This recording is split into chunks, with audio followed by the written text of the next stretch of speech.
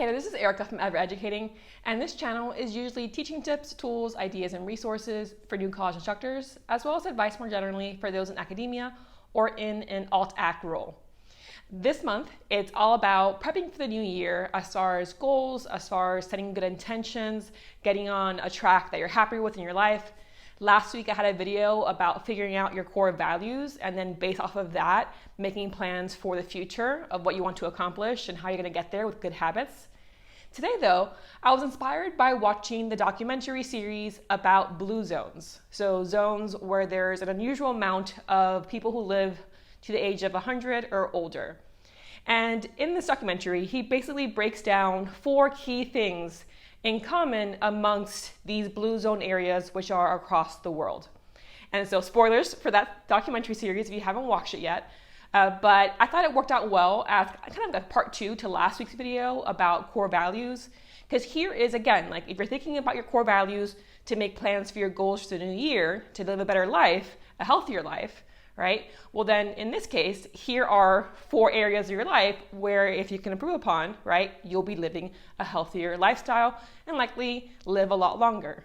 So I thought I'd break down these 4 elements for you in case you're not someone who wants to watch the documentary yourself, and again, potentially have it inspire the plans you make for the new year. The first of the 4 elements is just simply put as move naturally. And so in this case, the idea here is that a lot of these blue zones are in areas where the mature, 100-year-olds or 80-year-olds or 90-year-olds were doing a lot of natural movement in their everyday life.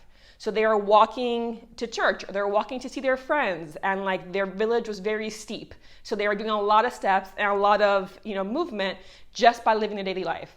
Or, in Japan, they often sat quite low to the ground. So they were doing almost like natural squats throughout the day, just living their life. Or if you, cook your meals and you are manually grinding the corn to make tortilla, right? So like the first one was just basically, how can you be more aware of how much movement you're getting in like everyday life? And in our case, right, if that's not something that happens naturally, so you have your 9 to 5 where you're sitting down on your chair at your desk, well, how can you add more movement into your life? So maybe it's not so natural in this case, but the idea here is it's not about the gym membership, right? It's not about doing that 1-hour workout. It's thinking to yourself, how can I make more movement happen in my life? So am I taking stairs rather than elevators? Am I taking a 5-minute break every couple hours and just walking around my house? Am I making sure that I wash my dishes by hand rather than using the dishwasher every time, so it has some natural movement there, and so on. So that first element that is the focus is movement. And it's not about, hey, have this strict exercise regime. It's, okay, I'm gonna figure out how to make movement a naturally occurring thing in my daily life. And then that's basically, in a nutshell, that first element of the blue zone. The second element is eat wisely. And so for the most part, again, across these various blue zones, very plant-based diet. And so that was one of the key aspects of this eat wisely.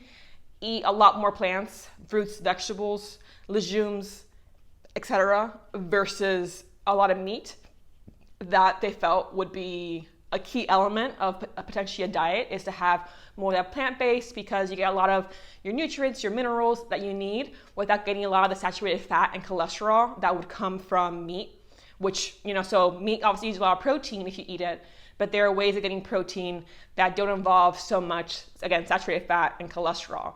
So on the whole, it's not just eating plant-based. They're not saying everybody should go vegetarian or vegan, just that when you're looking at your plate, consider the balance to be heavier on the plant-based diet versus heavier on whatever meat that you are bringing to the table.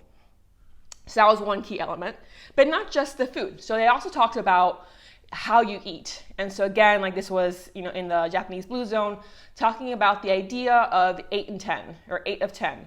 And so once you're 80% full, stop eating, because as you digest, you'll reach that 100%.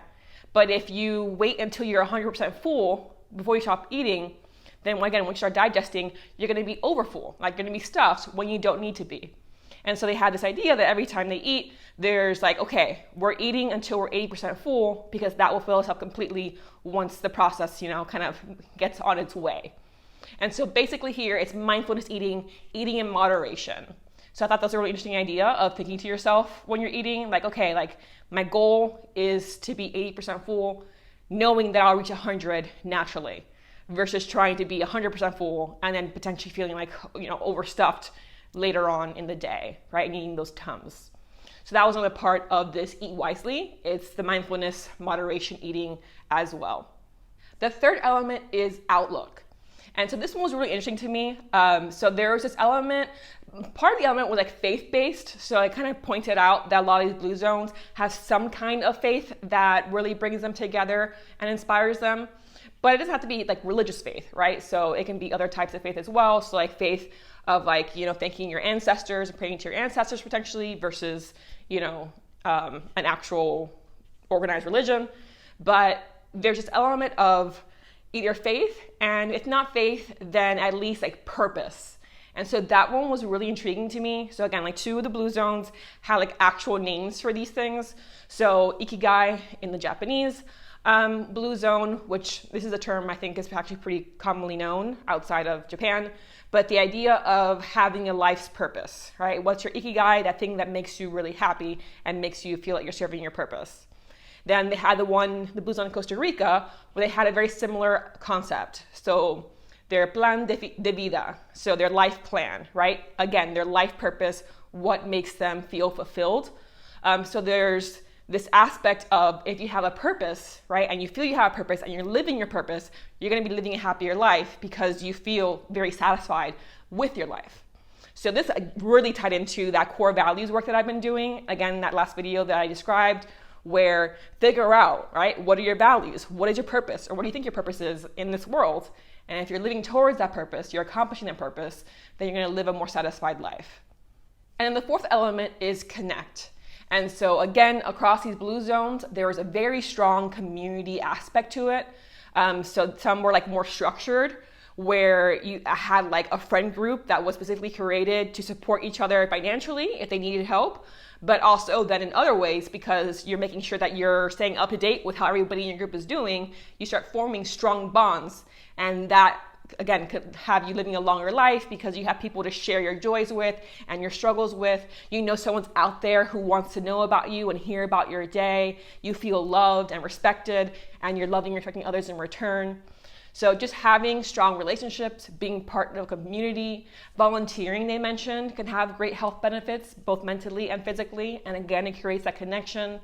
So this last one, connect, right? So relationships that you have with others, having strong bonds, moving away from loneliness and into community. So those were the 4 elements that they kind of found as patterns across these blue zones. So as a quick reminder, that's move naturally, eat wisely, outlook, and connect. And so watching the documentary, it was fascinating, but there were times where I'm like, well, that's nice, but that's not really manageable with, again, a 9-to-5 life. Living in Miami, part of the thing was, walk around everywhere, walk to your downtown, walk to your shopping, etc. Well, that's hard to do in a car heavy place. And also, most of the year it's 80 degrees or above here. So even if I could walk everywhere, I likely wouldn't because of how hard it is, right? But there are other ways that I can find natural movement in my life. So maybe I do a walking meeting when I have early morning meetings that don't require my computer to work, right? Or maybe I do that 5 minutes of walking around my house every hour or every other hour. Potentially maybe I should invest in a walking pad so I can just work on my standing desk and walk when I'm doing my work, right? So thinking of ways to make this fit. I doubt I'll go vegetarian anytime soon, but okay, let's start looking at recipes that are heavy on the veggies and the beans, right? And start eating more of that so I have less meat on my plate. Connect. I already joined my book club, right? But finding other places where I can connect with others in my local community and potentially online as well. And again, the outlook, it's the work I'm already doing with the core values. So I'm going to end this here, and I recommend watching the core values video if you haven't yet. I'll have it on the screen now. And so I hope this was helpful. If it was, click like and let me know. And subscribe to this channel if you don't want to miss out on future content. The year is wrapping up, but I'm excited to see what the next year will bring as well. I'll see you next time with a new video.